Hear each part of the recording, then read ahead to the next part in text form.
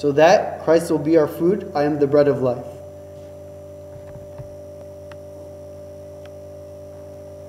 Again, I talked about this already, that when Adam and Eve ate from the tree, it wasn't that they disobeyed God necessarily, but they died because they ate something that was not given by God. God was no longer their source of life. If I remove myself from God, I shall surely die. Okay, so we talked about what's the first part is prayer. Fasting. And fasting composed of abstinence and the general fast. And what's the second part? Rafi. If you could read, it is prayer. Okay? And what is prayer? Give me a general definition without cheating. It's when you talk to God. I'm going to put a little disclaimer. That was a trick question. Prayer here does not just mean the talking of God. With any relationship, there needs to be a dialogue. Communication. Any strong relationship has communication. You need to talk and you need to hear the response. Ongoing dialogue. So when I talk about prayer, it's not just prayer where I just stand before God and speak to Him, but you need to listen to Him. And this is the Word of God, the sacraments, the writings of the Father, so on and so forth. This is what God has given me so that I may see Him. Okay? So the dialogue. When we read, okay, now we're going to go back to the creation. So we said fasting, we go back to the source of life. In the beginning, we hear of how man was walking with God constantly. And then something happens. They eat of the tree of knowledge. And then we'll read in Genesis chapter 3, verse 8 to 10. And they heard the sound of the Lord God walking in the garden in the cool of the day. And Adam and his wife hid themselves from the presence of the Lord God among the trees of the garden. Then the Lord God called to Adam and said to him, "Where are you?" So he said, "I heard your voice in the garden, and I was afraid because I was naked, and I hid myself." This is so sad. Usually, when you hear the voice of someone you love, you go out to meet them. In this passage, what happens? They hear God coming. What did they do? They hid themselves. They hid themselves. So you see that the prayer was distorted. There was no longer the communication. That's like sometimes when I hear some of the high school kids' voices, I run because they annoy me. No, I'm kidding. But like here in this image, we see that man was afraid of God now. They lost that love to talk to Him, and they hid themselves. Right? So it's no wonder that he died.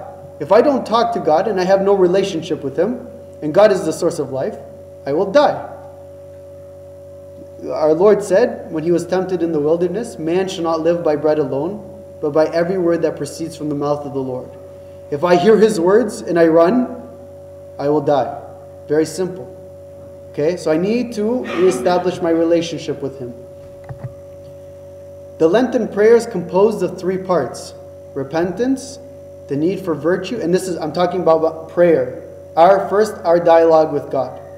And then we'll talk about His response back. So the first part, me talking to God, composes of 3 things in the Lenten prayer or the Lenten worship. Repentance, the need to be changed or virtue, and the praying for others. Okay?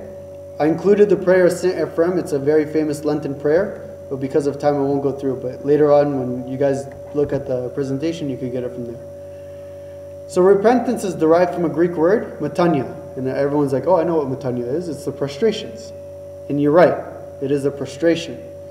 Metania, the literal word for metania, means to change one's mind and to repent. A transformative change of heart. It's a transformation. So I lied to you in the beginning. I said if you're going to remember one word, it's restore. I lied to you because you're going to have to remember 2 words. It's restore and then transform. I want to be like the creation, but then I want to be transformed into Christ. Even higher. Adam was created, but I want to be as close to Christ as I can. To put Him on me. Right? To become like Christ. So repentance is not just saying sorry, but it's this idea of being completely changed, becoming a new person, completely like changing your whole way of life. like I said, the word repentance is associated with the Greek word metania. And metania, what we hear in the services, is when we prostrate, when we bow.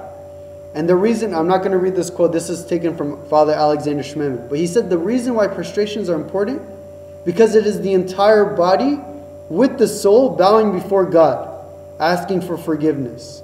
And then we rise with Him. The body and the soul are required in prayer. Sometimes we think the body is bad and the soul is good. No, God created the body and created the soul. Both are required. Both are required in Lent. That's why the body fasts. That's why, we allow the body to bow. The body worships too. And therefore, in the prostrations, we allow the body to participate with the soul in worshiping God. It's a very important concept. And in the resurrection, it's not just the soul that rises, it's the soul with the body that rose. When Jesus rose from the dead, He didn't come as a ghost. He came with His full body. And He told Thomas, put your hand where my nails were. This is my body. The body and the soul rises. And that's why when we stand for prayer, we don't just stand whatever way we want. We should stand with honor, with respect, because the body teaches the soul to pray, and vice versa. Yeah. I know the lecture is really involved, and I hate that you go through the rest of the slides very quick. I'm just making a suggestion. Is it possible that we can do it in 2 lectures? I'm almost, kind of done. I don't know. It's up to you guys. Because I'm really enjoying the correlation between the Father's saying and actually what we do every day in fasting. I've never heard that